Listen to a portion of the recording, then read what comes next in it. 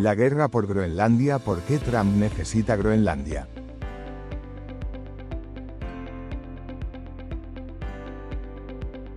En los últimos meses y sobre todo en las últimas semanas, Donald Trump se ha propuesto invadir México, anexionar Canadá, cambiarle el nombre al Golfo de México, expropiar el Canal de Panamá y también de lo que hablaremos en el vídeo de hoy.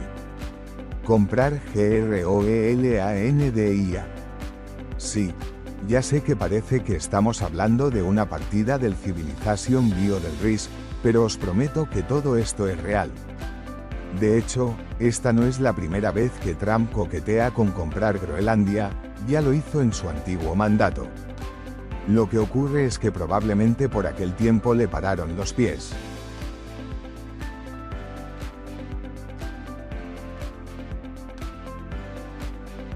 No obstante, ahora todo ha cambiado. En esta nueva legislatura Trump cuenta con el apoyo total de su partido. Controla tanto el Senado como el Congreso y el Tribunal Supremo es de mayoría conservadora. ¿Y qué queréis que os diga? Su apoyo está en máximos históricos. En otras palabras, Trump va a tener vía libre para impulsar su visión de América. Y la compra de Groenlandia parece formar parte de ella. Ojo, todo el mundo se toma estos discursos casi como si fueran chistes, aunque el propio Trump no para de repetir que va completamente en serio. Ahora bien, para comprar Groenlandia tiene que haber un vendedor.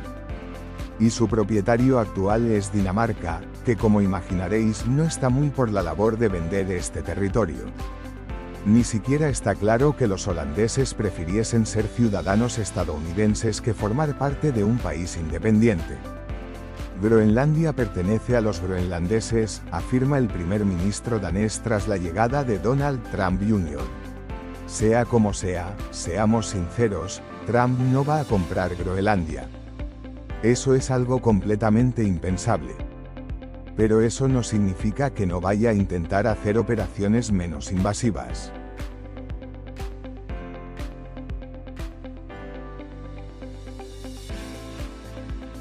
Donald Trump tiene motivos más que de sobra para querer el dominio de la isla ártica y con compra o sin ella parece dispuesto a conseguirlo. Así que, nos hemos hecho las siguientes preguntas. ¿Cuáles son exactamente estos motivos detrás de que Trump quiera que Groenlandia sea el nuevo estado de los Estados Unidos? ¿Qué puede aportar esta isla al imperio gringo? ¿Se trata de una locura o de una genialidad del marginato americano? Pues ya os adelanto que a diferencia de lo que podéis pensar, no se trata solo de una cuestión de inversión económica ni muchísimo menos. Pero, amigos, si hablamos de inversión, si vives en España es posible que quieras invertir tus ahorros para generar rentabilidad. Por ejemplo, invirtiendo en acciones estadounidenses que tras la llegada de Trump están creciendo como la espuma. Y dicho esto, ahora sí, empecemos. ¿Qué demonios es Groenlandia? ¿Un país? Pues técnicamente no. Esta isla con menos de 57.000 habitantes, cubierta en un 80% por hielo, que es la isla más grande del mundo sin contar los continentes, es un territorio autónomo que todavía está bajo soberanía de Dinamarca. La historia corta es que el reino noruego danés se la anexionó y Dinamarca se la quedó al independizarse. Eso sí, la gran mayoría de sus habitantes no son daneses ni noruegos sino inuit, los mal llamados esquimales. Con la Constitución danesa de 1953, todos los holandeses pasaron a ser ciudadanos de pleno derecho de Dinamarca. Y 26 años más tarde hubo un referéndum en el que se les dio mucha más autonomía. Esto es algo que se volvió a repetir en el año 2008, cuando otro referéndum transfirió más competencias al gobierno holandés y dejó también la puerta abierta a una independencia total. Es más, el holandés es el único idioma oficial del territorio e incluso este lugar tuvo autonomía para salirse de la Comunidad Europea por las regulaciones pesqueras que esta organización que Bruselas le quería imponer. Sin embargo, pese a todo ello, Groenlandia sigue siendo un territorio europeo de ultramar y los holandeses se siguen considerando ciudadanos europeos con todas las ventajas legales que eso implica para por ejemplo, irte a vivir a otro país de la Unión Europea. Vamos, que lo único que notan los holandeses la mano de Dinamarca es en su moneda y en su política exterior. Bueno, y en una cosa más, en las subvenciones. Dinamarca envía ingentes cantidades de dinero público a los inuits. Para que os hagáis una idea, la mitad de los ingresos públicos son transferencias de Dinamarca. Hablamos de un subsidio anual que ronda los 600 millones de dólares para una población de menos de 60.000 personas. Es decir, que tan solo con las subvenciones danesas tocan a más de 10.000 dólares por cabeza. Y luego a todo esto hay que sumarle todos los millones que le paga la Unión Europea por derechos de pesca y los que envía también como ayuda al desarrollo. Sí, lo habéis oído bien, ayuda al desarrollo. ¿Por qué? Pues la verdad yo tampoco lo sé porque a pesar de todo la región tiene un PIB per cápita de 57.000 dólares. Vamos, que viven de ayudas aún siendo relativamente ricos. Es más, es que en Groenlandia no hay apenas empresas privadas ni nada por el estilo, sino que la mayoría de los holandeses siguen el modelo de Arabia Saudí. Casi todos son funcionarios públicos. Por ejemplo, el 40% de los trabajadores de la industria pesquera trabaja para una empresa pública.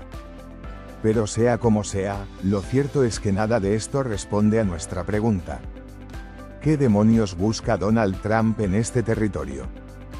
Pues, amigos, amigas, el primer motivo está muy claro. Petróleo. Y es que, veréis, el Servicio Geológico de los Estados Unidos apunta a que el Ártico contiene el 13% del petróleo y el 30% del gas natural que todavía no ha sido descubierto.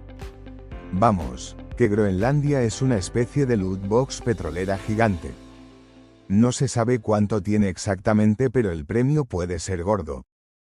De hecho, es que Groenlandia ya lleva una década intentando explotar algunos de estos yacimientos. ¿El objetivo?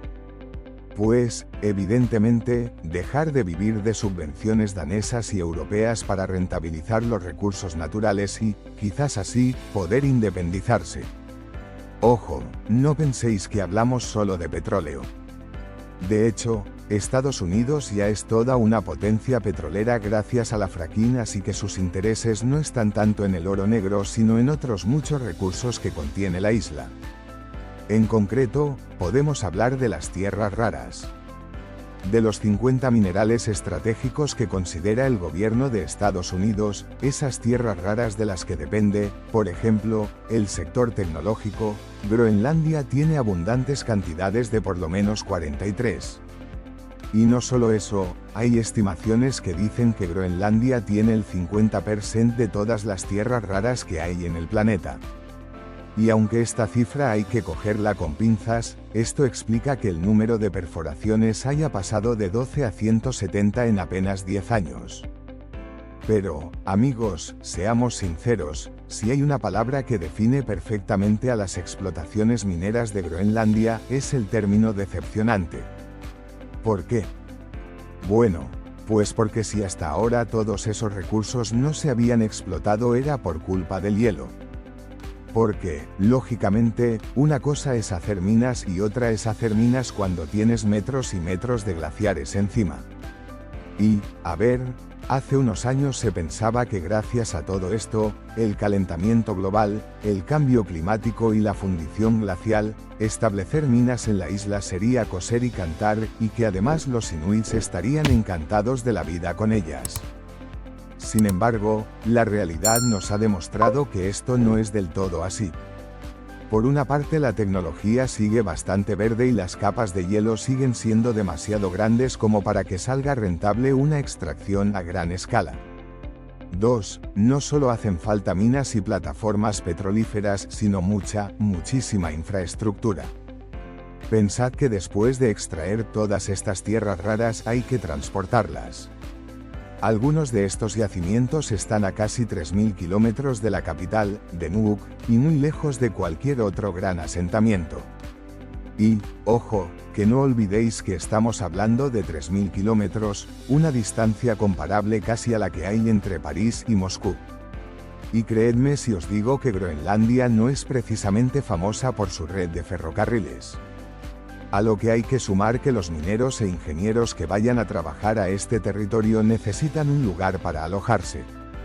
Necesitan comedores, gente que transporte la comida hasta donde vivan, en fin, toda una red logística que habría que crear prácticamente desde cero. Pero, amigos, amigas, todavía queda el tercer problema, el proteccionismo de los inuit. Y es que este grupo representa al 88% de los habitantes de la isla y no penséis que les hace mucha gracia eso de tener extranjeros perforando su tierra, incluso aunque no haya humanos a 1000 kilómetros de la perforación. Además, tened en cuenta que Groenlandia tiene menos de 60.000 habitantes, así que traer trabajadores para las minas cambiaría mucho la composición demográfica del país. Y, repito, ¿pensáis que eso le hace gracia a los inuit? Pues no, es decir, que los inuits no tienen la capacidad de explotar estos yacimientos por sí mismos, pero tampoco quieren que vengan muchos extranjeros a hacerlo por ellos. A fin de cuentas, siempre es más fácil vivir de las subvenciones. Y sí, ya sé lo que alguno estará pensando, a ver Enrique, es muy fácil la solución, los extranjeros podrían poner la tecnología y los inuits la mano de obra. Pues, amigos, ¿recordáis eso de que apenas hay iniciativa privada en Groenlandia? Allí casi todos son funcionarios, así que no tienen ninguna necesidad de ponerse a trabajar en este tipo de proyectos que suelen ser bastante duros. Y si a todo esto le sumáis que la oficina del ministerio que gestiona los permisos y las regulaciones ambientales apenas tiene 16 trabajadores, pues seguro que ya entenderéis por qué la minería en este país ha sido siempre tan decepcionante. Y a ver, la pregunta lógica sería, ¿te molesta que los europeos le paguemos la vida a los inuits con nuestros impuestos? Pues ¿qué queréis que os diga? Es lo que hay. Así es la Unión Europea. Pero es que eso, amigos, no es lo peor. Los recursos groenlandeses serían perfectos para poder competir contra China en la industria moderna. Y sería perfecto para avanzar en tecnologías verdes como los coches eléctricos que requieren baterías fabricadas con minerales, muchos de los cuales los podemos encontrar en estos territorios.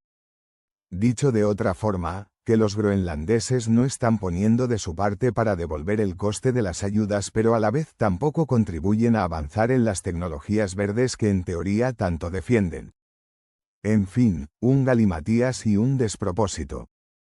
Pero en cualquier caso, esto es tan solo una parte de la historia. Ucrania, sin ir más lejos, también tiene montañas literalmente de tierras raras y Trump, en cambio, no parece que se muera por ayudar a Zelensky en la guerra y así garantizarse su suministro. Y es que, a ver, todo esto de los recursos naturales está muy bien, pero no explica ni de lejos por qué Trump quiere comprar la isla.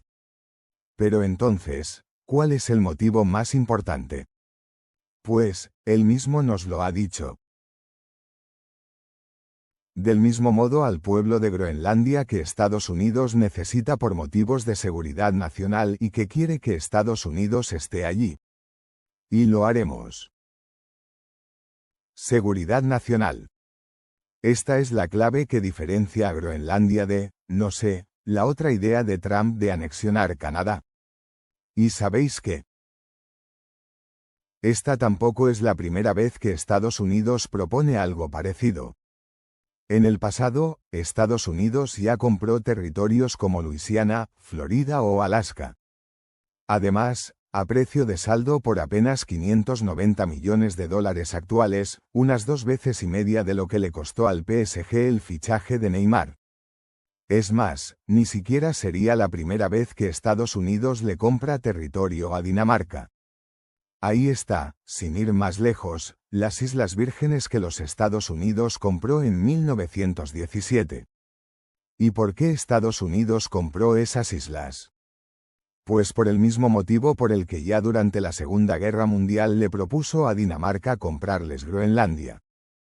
Por seguridad nacional. Esto de Trump puede parecer una auténtica locura, pero no es una locura original suya. De hecho, Hubo un intento mucho más antiguo, en 1867, esa vez por motivos comerciales. Su razonamiento comercial, basado en los hechos del informe, destacó varios recursos clave. Entre ellos se encontraban las excelentes pesquerías de Islandia y Groenlandia, los vastos lechos de lignito de Islandia y sus ricas y extensas montañas de azufre, cuya posesión consideraba una cuestión de magnitud vital para los Estados Unidos. Además, subrayó los valiosos depósitos de carbón y las aparentemente inagotables reservas de criolita de Groenlandia, así como el potencial para la navegación marítima a vapor de verano desde los puertos del norte de Groenlandia. Al final, el Congreso tiró esta propuesta antes de que se hiciera una oferta formal a Dinamarca. Pero lo interesante es que ya en el siglo XIX vemos una referencia a algo que hoy es fundamental, las rutas comerciales por el Ártico. La pregunta es, ¿qué países tienen sus ojos puestos en estas rutas además de Estados Unidos? Pues, amigos, esta es una respuesta tan fácil como reveladora. Estamos hablando de Rusia y de China. Es así como nace la gran colaboración entre estos países para hacerse con el Ártico. Estamos hablando de la ruta polar de la seda. Amigos, la ruta polar de la seda sería una ruta comercial que permitiría a China comerciar con Estados Unidos y Europa sin tener que pasar por el Canal de Suez ni tampoco circunnavegar con esta ruta cada vez más plausible por el deshielo del Ártico. China podría hacer en apenas 18 días el mismo trayecto que hoy por hoy le cuesta entre 30 y 35, lo que supone una mejora brutal de la eficiencia. Y no solo de la eficiencia, sino también de la seguridad. Quiero decir que en el Ártico no hay ningún grupo de hutíes que intente llenar el mar de minas. Y además, cuando Putin y Xi Jinping anunciaron esta colaboración parecían los mejores amigos del mundo. Putin estaba encantado y China ya se veía dueña y señora del Ártico. Sin embargo, hoy por hoy las cosas son algo diferentes. La guerra de Ucrania ha convertido a Rusia en un apestado mundial y ni siquiera China quiere tener mucho que ver con ellos. Así que todo el tema de la ruta polar ártica está por ahora congelado.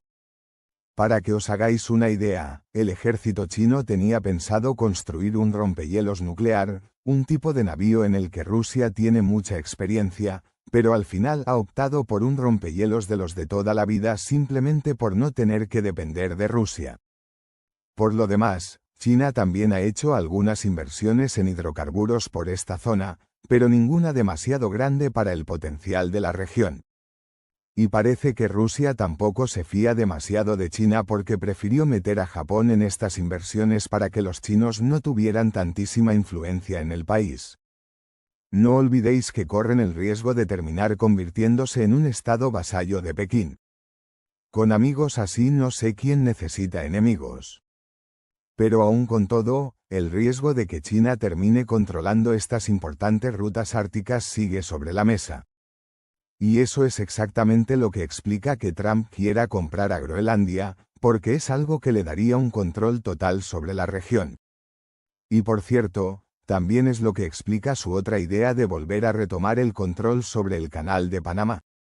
Este canal lo construyeron los estadounidenses y les fue arrendado a perpetuidad por el apoyo que el tío Sam dio a Panamá en su guerra de independencia contra Colombia. Sin embargo, tras muchas protestas locales, al final Jimmy Carter, que murió hace apenas unos pocos días, les regaló el territorio, cosa que se hizo oficial el 31 de diciembre de 1999. Amigos, desde entonces es verdad que China ha ganado bastante peso en este canal y hoy por hoy gestiona dos puertos importantes en la zona, uno en el Pacífico y otro en el Atlántico. Pero tampoco parece que los panameños estén muy interesados en devolverles el canal a los gringos, sobre todo después de haber estado casi una década invirtiendo el 4% de su PIB en ampliarlo.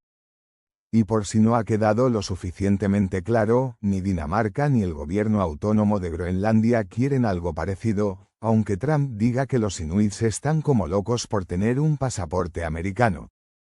Lo cierto es que a casi todos los efectos Groenlandia ya es una región independiente y no va a querer depender de otro país después de todo lo que han protestado contra los daneses precisamente para tener esta autonomía y quizás muy pronto también una independencia.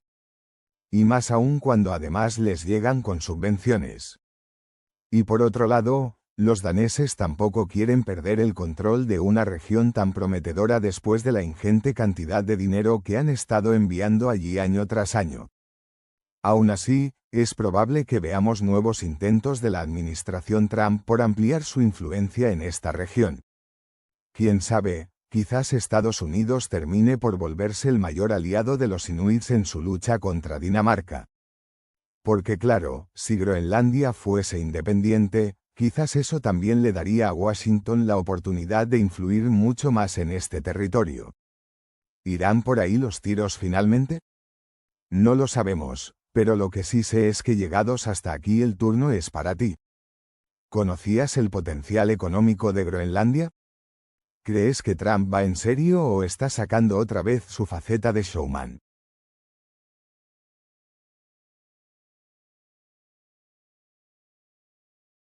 ¿Conseguirá Estados Unidos ampliar su influencia en el Ártico antes de que China complete su ruta polar de la seda?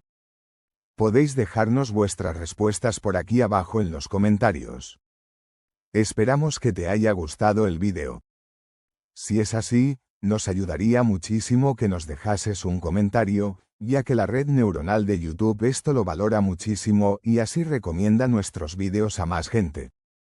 Dale like y activa la campanita para que te llegue una notificación cuando subamos nuestro próximo vídeo. Así que nos vemos en él. Un saludo.